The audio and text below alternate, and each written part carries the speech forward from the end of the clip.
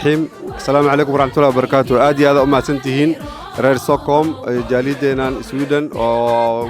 جاليدي أردن جوديدي iyo gudoomiyeedii ugu horeeyaan iyo shacabkeena Soomaaliyeed dhamaantiin waa salaamnay hadda waxa noo yimid waa u jeedin oo farxad weyn ah maantay wafdi culus oo nooga yimid Soomaaliya oo ugu horeeyay ra'iisul wasaaraheeni iyo wasiirkeeni warfaafinta iyo gudoomiyaheeni xogeeyada gobolka waa ku faraxsanahay maanta inaan airportka jooga Terminal 5 waxaan ku faraxsanahay inaan soo dhaweyno walaalkay Excellency Maxamed Xuseen Roble iyo wafdi uu hogaaminayo ونوصل ستوكهولم دينا ويلكم ستوكهولم وزير كوينكا وفافينتا العدالة قدوميها حكاية قبل بنادي حيري روبلي ما أنت وحن جوجنا أرلاندا إيربورت ستوكهولم سويدن وحن صور ويننا رئيس الوزراء هنا صوماليا محمد حسين روبلي صدوا أيالنا وحن صدوا ويننا رئيس الوزراء هوري هي العدالة محمد حسين روبلي ninkii jiir walba wax ka soo saaray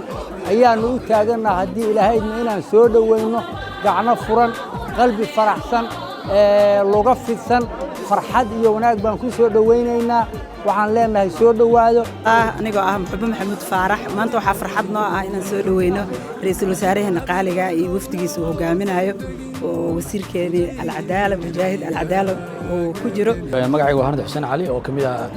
xildhibaanada dhawaan laga soo doortay magaalada Shopping ee wadanka Sweden maanta oo ay tahay taariikh 29 Oktoobar maalin Sabtiya waxaan halkan u joognaa garoonka Arlanda ee magaalada Stockholm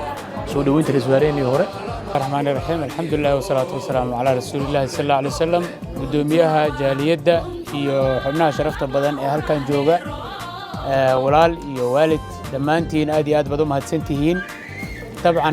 كلمة ra'iisul wasaaraha leh isaga ayaan wehlineynay soo dhaweyntiina aad iyo aad baad u mahadsantihiin waa garan karnaa qiimaha ay leedahay meeshan in la yimaado iyadoo maaragtay duruufo kala duwan ay jiraan meelo kala fog laga yimid ixtiraamka iyo qadarinta iyo walaaltinimada iyo Soomaalinimada aad u muujiseen in ra'iisul wasaaraha soo dhaweysaan waa ku mahadsantihiin abaalka dadka Soomaaliyeed lagu yaqaanay iyo wanaagga lagu yaqaanay waaye إن شاء الله تعالى سيد الشيخ وروان نودم بيها هدي الله يراهدو. بسم الله الرحمن الرحيم الحمد لله والصلاة والسلام على سيدنا محمد وعلى آله وصحبه أجمعين. دوميها جالية وزيرك وغيرها أصحابها جالية الصوماليات سويدن فنلان لبنان مالك لدول كيمت السلام عليكم ورحمة الله وبركاته. runtii waxaan rabaa inaan idinkaga mahadceliyo sida diiran ee walaaltinimada ehelnimada asxaabnimada iyo Soomaalinimada ku dheehan ee aad ii soo dhaweyseen waa idin joognaa aniga iyo wasiirka iyo xogeeyaha aad ayaan idinkaga mahadcelinayaa wixii war ahna waa inoo dambeeyaan soo dhaweyntiinana waa insha Allah marka xamar timaadiina halna waa idin qaabili doonaa soo dhawaada waa mahadsantiin